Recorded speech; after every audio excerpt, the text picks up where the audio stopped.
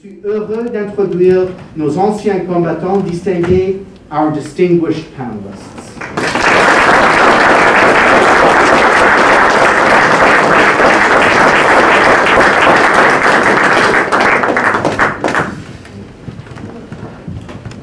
The format for tonight will begin with me posing several questions to the panelists, each of whom will share with us their unique experiences as Jewish soldiers. If Tova agrees that we have time at the end, we should be able to open the floor to a few questions from this tremendous audience that we have, followed by the opportunity for us to mingle and share with one another during the reception that will be located in the ante.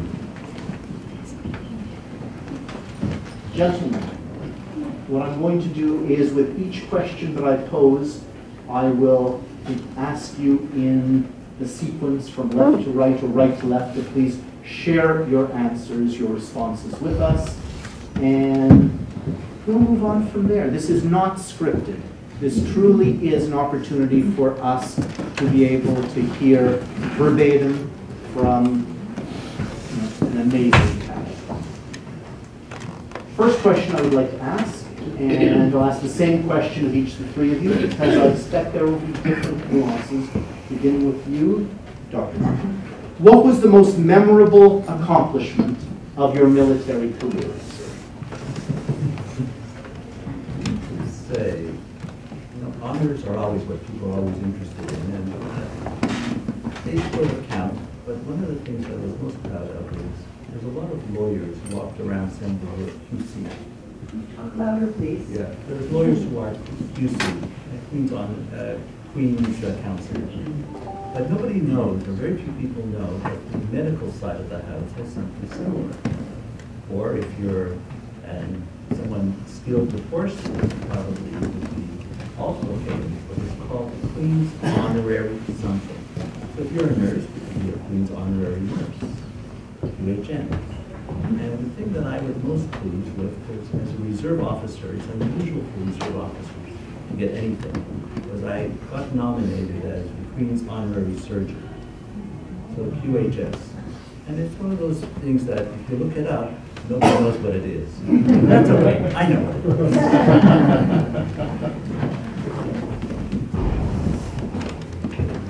is. Colonel Hart, most memorable experience.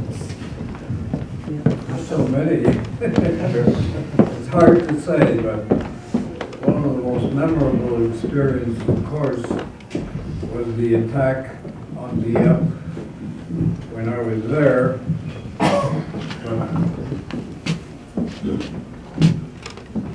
I hope it works. Yeah, it does. It does. It works? Yeah. In the attack on Dieppe, of course, it was a memorable experience because I was involved and I saw so many people getting killed, and I couldn't believe the order that was given when we had the Fusiliers de Montreal were a floating reserve, and the brigade GSO-1 gave them the order to attack and support the Essex Scottish, who were being brutally shot on the shore, and I couldn't believe the order that he gave, because I got back on the air. I was only a sergeant, but I said, "What the hell are you doing? It's a disaster out here. You're sending those people to death." He says, "It's too late. They're committed." That is one of the most memorable experiences I've ever heard in my life, from a senior officer to commit people to certain death. But I was also very pleased that when I got the order from the headquarters for all of us to come out an hour earlier than we were supposed to, They couldn't contact my right brigade, which was 6th Brigade, which had the South Saskatchewan Regiment and the Camerons of Winnipeg. Nobody was able to contact them to tell them the boats were coming in early. So I asked Control whether I could get off the air and try to contact them. And Control said, "I'm sorry, you're the only one we have in communication forward to all the regiments on the beaches and back to us at headquarters." So I pleaded with them. I said, "If you give me just 2 minutes, I'll try to contact them because I have an overlapping frequency, and I'll give them the order to come out." So they said, "If you'll be back in 2 minutes, okay." I got off the air and started a search, and at that time the noise was absolutely terrible and the static was awful, but I finally was able to contact the 2 regiments, and I got hold of them, gave them the order to come out, and I got back on the air within 30 seconds. And I was pleased to report that I was able to start again to pass messages. But when I got back to Brighton at the end of the day, the intelligence who were debriefing me said, "By that action, you saved at least 100 lives." So that was a really wonderful thing as far as I was concerned. There are others, but I'll pass this on to Ed Fitch. Thank you, Colonel David. Nobody's going to be able to top that story. My friend Colonel Garber, of course, asked a trick question. He said, "What's your most memorable accomplishment?" And indeed, memorable accomplishments are never achieved by individuals. It's only teams that do great things. And the 3 of us, we've all been blessed to be parts of great teams, and from time to time we had a role to play, but it was all part of that bigger team. Perhaps on a more personal note, in terms of memorable accomplishments, I'm reminded of a little saying my dad used to have. He'd say, you know, somebody asked him, "What do you expect to get out of this war?" He said, "Me." And I was blessed with 43 years of going from one adventure to another and survived them all. So in a sense, but that's of course not my accomplishment. Hashem was with me all the way. Other things that I consider memorable was that after all that my family was intact. And a great deal of the credit for that goes to my wife Sharon, who's sitting here in the front row. And without that kind of steadfast support, I mean, there were years when I'd be gone half the year, and on one occasion a whole year. You know, she held things together and sometimes single-handedly for extended periods raised her 2 daughters who are both wonderful young women today. So that's a great accomplishment there, but that's largely Sharon's. So having been part of many great teams, was there to take part in many memorable accomplishments, both in command but also on the staff, planning operations and developing policies. And I'd like to think that together we made the world a little better place.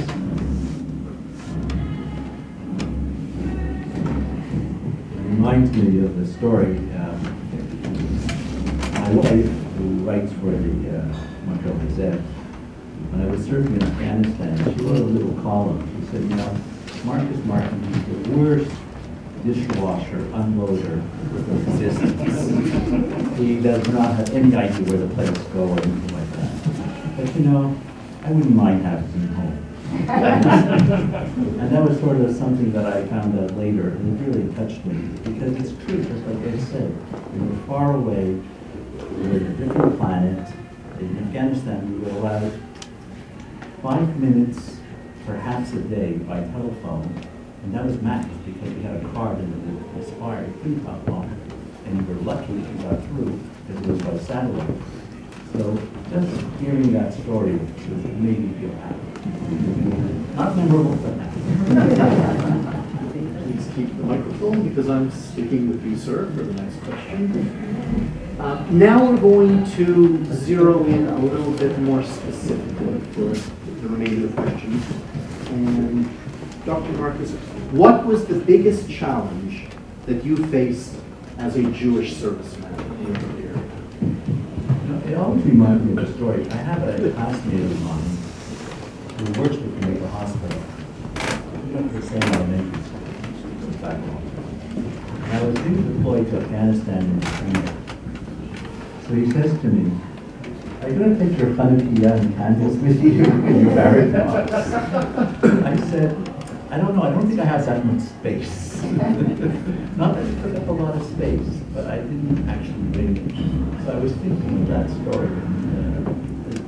That's typical Jewish, because he said, "Hey, you going to do anything like that?" But that was one of them. Answer that you want. There's no answer that I want, but your answers.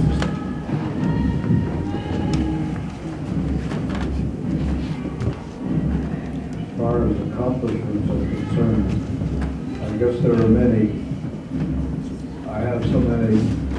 But I would like to bring up something that a lot of people don't know. There are 3 coincidences that I came across in the Army, and it has to do with my family, because my brother Ed and I have joined the Signal Corps back in 1937.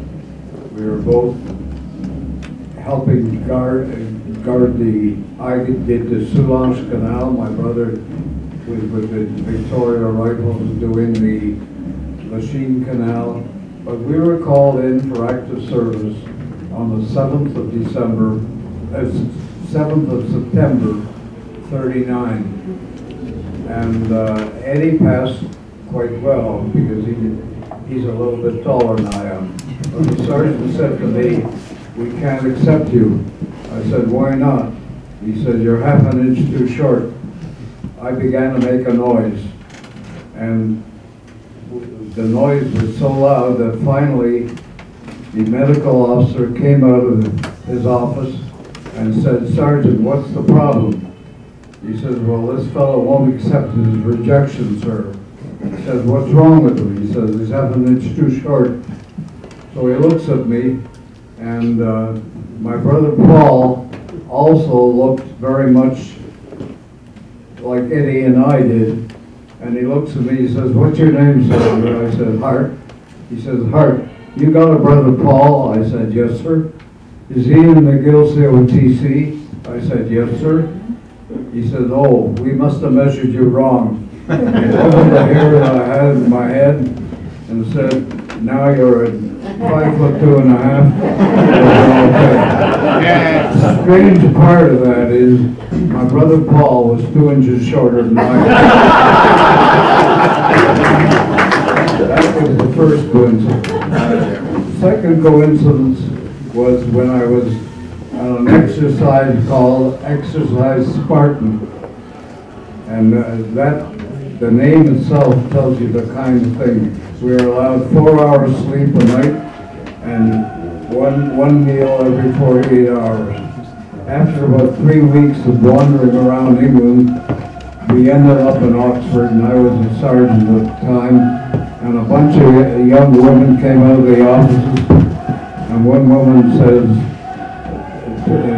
her name was Doreen Bellamy, and I began corresponding with her and told her that our men were very hungry, they hadn't had much to eat. So she organized a bunch of sandwiches for us at that time. flash forward about a couple of months later, my brother Eddie and I went on a leave together. And we went to the Cumberland Hotel, and around the corner there was a movie theater. We went into it. And in the movie theater, there were two women sitting in front of us. The lights went up, and they looked around, and one of them says, "Oh, Sergeant Hart." So Eddie says, "Oh, it's not, you can't be talking to me, it must be Dave over here." So it was Doreen Bellamy. She introduced us to her girlfriend, and her girlfriend was Phyllis Parker, and my brother Eddie discovered that she lived about 2 miles away from where he was stationed. And it finally ended up that he married Phyllis. His son Peter is here right now, and I don't know whether Peter ever heard that story, but this is the story. This is how the Eddie Hart family started. The third coincidence had to do with Rabbi Gershon Levy, who was the Jewish chaplain of the Canadian Army. And he visited me, and he visited Paul, and he visited my brother Eddie. But he was in France in a Jeep just after D-Day, and his tire was blown off, but he was right beside a military base. And they told him, you go to that base and maybe their quartermaster will be able to give you a tire and so on, so you can continue on. So he goes to this major who was the quartermaster of the U.S. military, and he introduces himself as Rabbi Gershon Levy from Montreal. And the major says to him, "Rabbi Levy," he says, "if you're from Montreal, would you know my cousins, the Hart boys?" So he said, "Of course, I visited them just a few months ago," and so on. It turned out that this major was my cousin Dave Nathanson, who was the head of the procurement for that unit in the American Army at that time. Those are three wonderful coincidences. Did he get the tire? He got that.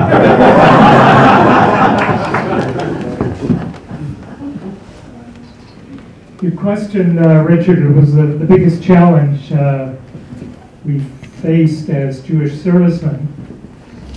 In my case, I try and keep this story brief. I was brought up in Montreal in a very Jewish environment. Not a very observant environment, but being Jewish was something we took for granted. And I left that environment overnight, became the only Jew in the Collège Militaire Royal de Saint-Jean. We were perhaps 300 students and another 150 or 200 faculty and support. And I was 17 years old. And a small truth came to me that created this great challenge that followed me on. And that truth is, if you're not prepared to respect your own religion, how can you expect anyone else to? It seems simple enough, doesn't it? How a 17-year-old kid came to that, maybe there was some guidance from higher source. So that started a journey, my own personal journey of discovery of my Judaism, my heritage. And so my greatest challenge then was to keep true to that Judaism as my knowledge of it grew. And that's it's been a very rewarding challenge, but one that still goes on. If I may add another story, it reminded me how being in the forces showed me what a great country we live in. And it's not that it's easy to understand. And I'm just going to put in two quick stories. I first exercise with the Camp Rainbow, which is in Alberta. And it's muddy and rainy, and we were there in the doing the exercise for 2 weeks. We got dirtier and dirtier and dirtier.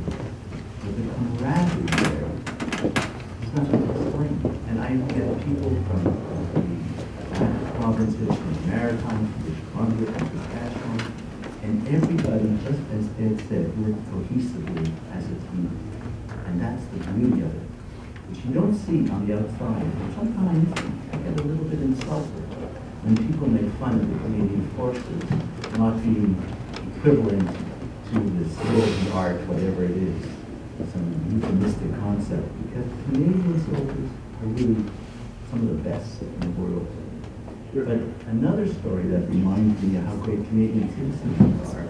Here I am on a tab. I'm an add-on to the Afghanistan troops that are already deployed there. It was the first rotation.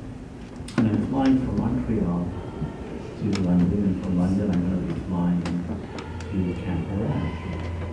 And the stewardess, or the flight attendant, happened to be, by chance, one of my patients.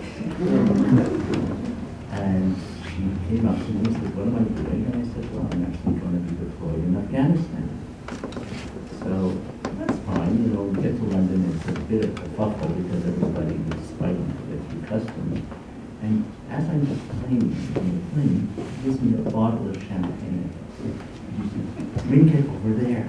And of course, she didn't understand that there was no drinking in Afghanistan. But the concept that she was so kind that she gave me a bottle because she thought, "Hey, I want to show that I'm proud of you guys." And that's just one story that happened over and over again in front of the forces. We're going to move on to a somewhat more serious thing with the next question. In your military careers, have you encountered incidents of anti-Semitism?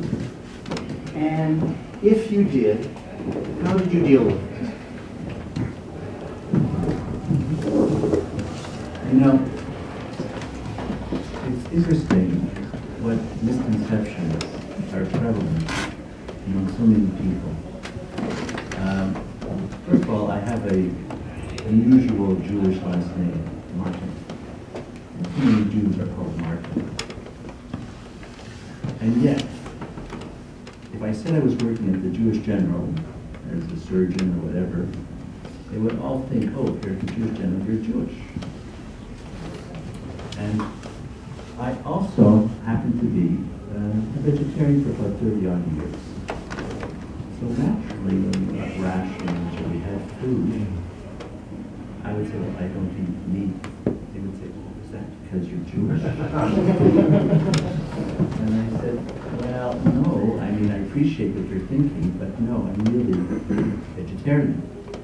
And because of that, it was interesting to see the perspective. Now, I never asked for kosher meals or anything like that. I didn't even know they existed.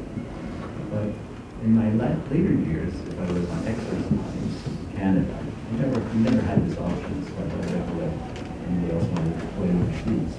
But when I was in Canada, all of a sudden, we were available to have halal rations. I was surprised, but yeah, because this was the new norm in Canada. And that's what I saw was happening. It was like, it was more and more open. And so it's not unique to me to really say, "Oh, it's only a Jewish issue." There were issues with, for example, the Sikhs, who I saw some Sikhs who had an issue about headgear. And they also had an issue.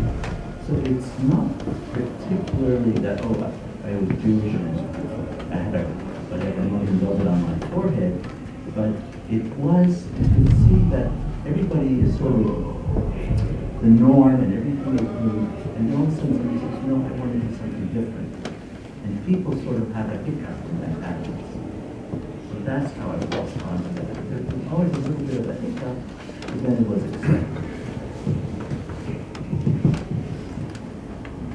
As far as I was concerned, I was always, well, when Eddie was with me, there were two of us, we were the only ones who were Jewish, and we never really had any problem with the Army as such. And I don't think I ever had anybody look at me as if I was a stranger, because I was one of the guys in the Army, and I had volunteered the same as they did, and every one of the guys looked at me as just an ordinary soldier. I will tell you one story that when I was commanding my unit over on Hillside Armory, and there was a change of command of the engineers, and there was a Colonel Wolf took over the engineer regiment at that time, and we had a reception, and General Prieur, who was our commanding officer, called Joe and I over together and said, "Oh, come over here, I want to talk to you for a minute." He said, "Oh, I want to congratulate both of you on being the first ones to be the commanding officers of a kosher armory in Canada." And we looked at it, we couldn't believe him. But he meant it in the way that we were both Jewish and both commanding officers. And that's the only thing I ever had, as far as I was concerned. I didn't have a problem otherwise.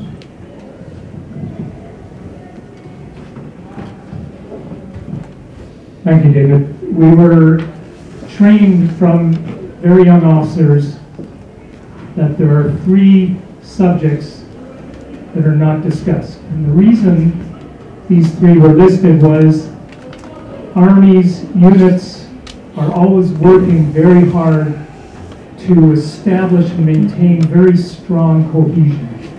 That is the secret of winning battles. It's that cohesion that makes the many into one.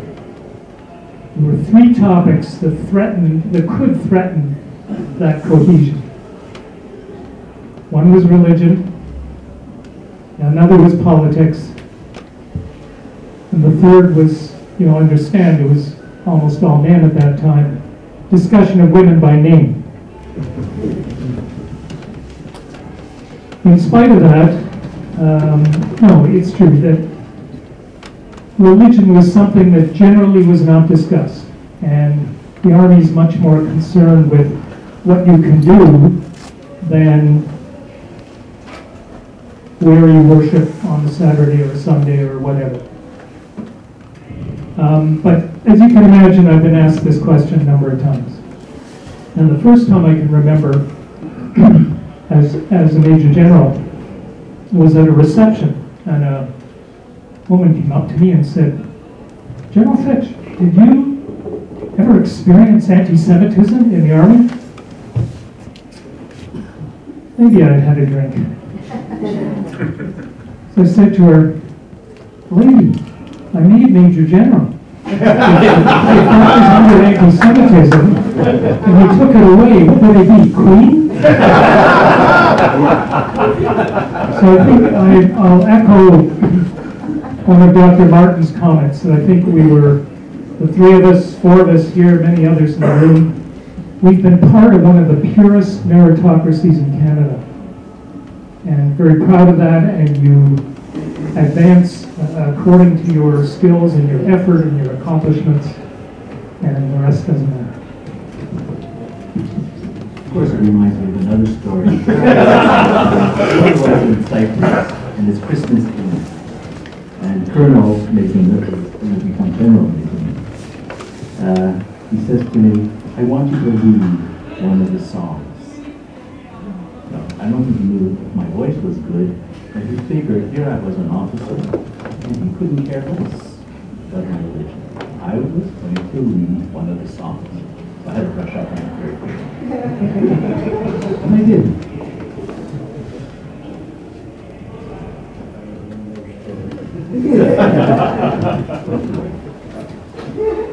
I have one more story about that. One of my best friends was Barney Feinstein, the late Barney Feinstein.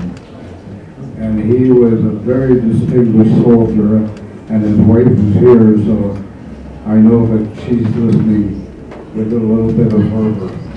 Barney proved to me that there is no anti-Semitism as far as the Army was concerned, because not only was he an honorary colonel, but he was the president of the honorary colonels of Canada, some 250 of them, and he ran it, and he ran that council like a wonderful guy, and he got all kinds of credit because he was a great soldier and a really great honorary colonel.